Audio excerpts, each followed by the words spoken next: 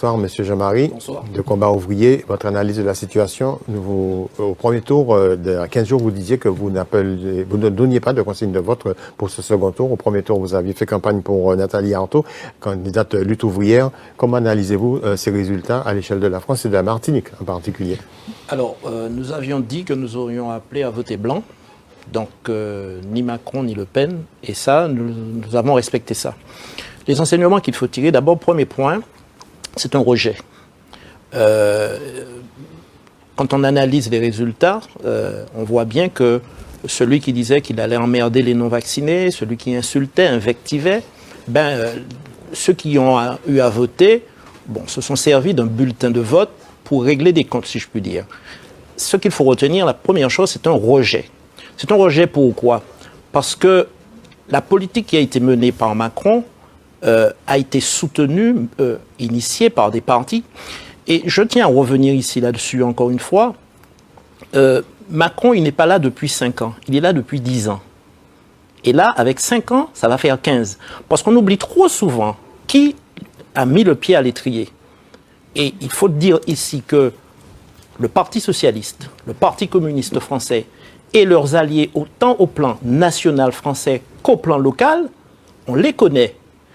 Lorsque, il y a 20 ans, on a eu le père Le Pen, qu'est-ce qu'on a entendu? Il faut voter Chirac pour barrer la route à Le Pen. 20 ans après, on a encore la même rengaine. Ceux qui ont voté comme ils l'ont fait pour effectivement sanctionner ceux qui ont mené cette politique. Et ceux qui sont responsables de ce score qui ne cesse d'augmenter de l'extrême droite, ce sont ces partis qui ont été au pouvoir. Il faut le dire. Ils n'ont pas été un barrage, ils ont été un carburant pour faire fructifier. Troisième chose que je voudrais dire, c'est que il y a effectivement des électeurs qui ont eu des illusions et qui ont dit on ne l'a jamais essayé, on peut l'essayer. C'est une erreur. C'est une erreur parce qu'il y a eu un travail fait par des communicants pour présenter cette candidate, et en général l'extrême droite, mais cette candidate comme étant quelqu'un qui aurait changé. Mais je voudrais rappeler à certains cette fameuse formule de Baudelaire.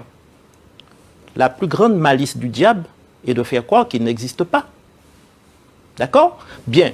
Dernier point que je voudrais dire, parce que ça choque un certain nombre de personnes, le score. Alors on a cité Rivière-Pilote, effectivement, j'ai des chiffres, mais enfin bon, voilà. C'est qu'il faut que le monde du travail, pour ne pas aller de déception en déception, accepte de faire de la politique et accepte de comprendre qu'effectivement, il faut se doter d'un outil, d'un parti pour défendre ses propres intérêts. Parce que les intérêts du monde du travail ne peuvent pas être déterminés, défendus ni par Macron, ni par Hollande, ni par l'extrême droite. Donc je comprends que vous irez aux élections législatives là très prochainement.